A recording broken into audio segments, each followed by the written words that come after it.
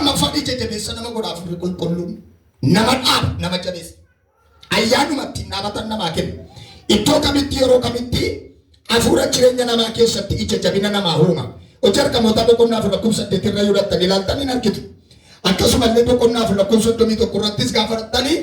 namicha isin amma fajjachan ilaaltan kana hojii humna keenya miti kan kana godhe afura qulqulluudha waaqayyootu akkasuma godhe namicha isin ilaaltan kana sila naafa kan ture kana akka inni jabaatee ka'ee dhaabatee utaalee burraa kan isa godhe isaa jedhe akka inni akkasitti dhaabatu kan isa godhe jedhe hojiin afura qulqulluudha jireenya namaa jabeessaa deema inni sadaffaan geggeessaa namaati afurri qulqulluun beekama riifaa daddafaa duukaa bu'aa qabadha geggeessaa afurri qulqulluun geggeessaa karaa baasu beeka karaa galchu beeka waan hojjechiisu beeka waan godhu beeka nuyi calluma jennee dhuma waan hojjennu namoota wallaalan miti waan dubbatan dhaloota wallaalan miti lafa dhaqan dhaloota wallaalan miti warra akkasii miti nu maaliif qabsiisa afura qulqulluu qabu geggeessaa afura qulqulluu qabu amma isinii namoota akkasumatti callumedhe waan hojjetu wallaalu miti namoota karaarra ba'u wallaalu miti namoota waan isin hojjettan isin harkaa banu miti sababi afura qulqulluu qabdu geggeessaa qabu isinitti dubbata laphee keessanitti haasa isin qajeelcha abjuudhaan gara keessan dhufu macaafaan gara keessan dhufu karaa namaa isinitti dubbata uumamaan isinitti haasa waa isin barsiisu ijoollee afura waaqayyo of keessaa qabdan waan ta'eef wangeela Maatiyoosin boqonnaa fi lakkoofsa 1 gaafa laaltan afurri waaqayyo ilma isaa Yesuus Kiristoositti galee fudhatee gara lafa onaa dhaqee lafa jaallatee ka amma ishee kanarratti daqiiqaa tokko waan jabeessee dubbadhu natti fakkaata gaafa nuyi geggeessaa afuuraa jala jiraachuu jalqabnu lafa nuyi ilaallanne utuu hin taane lafa ofii isaatu ilaalle nuu kenna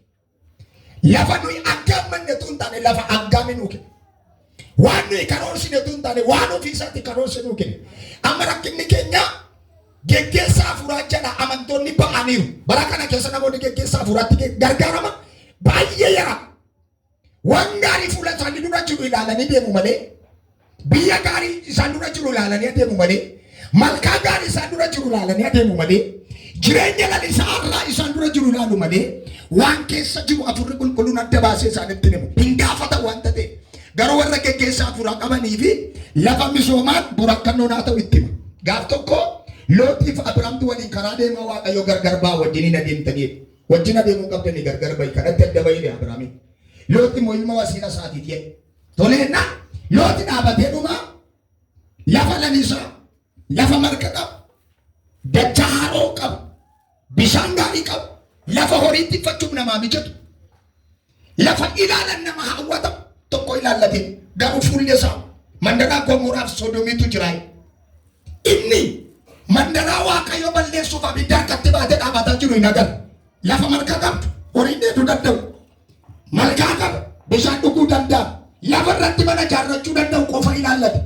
kana biraan ilaallate immoo gogaa honaa waan tokko hin qabu garuu lafi isaa lafa nagaa lafa eebba qabu wanti waan tokkoon si jedhan argaan fudhatta lafa waaqayyo si bilaanii ga'e siif haa ta'amaa kaasu irraan si deebi'an argaan fudhatta yoo ta'e walgaa dhaggeeffata akkan siin jedhee galgala kan lafa waaqayyo si bilaanii ga'e hin jedhu nuyi lafa laallee nu wakkila qaba lafa waaqayyo laalee garuu sirrii filannoo waaqayyo dogoggoran qaba afurri qulqulluun iddoo ta'uu siidaata wanta ta'e kanaafuu Yesuusin fuudhee gara lafa onaatti geesse seexan achi dhaabatee eege ilma waaqayyoo taate dhagoota kana buddeena godhi nyaadhu ittiin jedhee guyyaa 40 falgana 40 nama soomee dhufe dhagaa kana buddeena godhi nyaadhu ittiin jedhe Yesuusin qoruu yaale Yesuus garuu isa qoramsarra darbee afura qulqulluudhaan guutamaa gaaffii gaafatamuuf jedhu beeka waan deebisuuf jedhu beeka afurichatu haala mijeessaaf waan gaafatamuus beeka waan deebisuus beeka maaltu irra jiroo jedhe argatteetta maaltu irra jiroo arga keellaa gaaftaare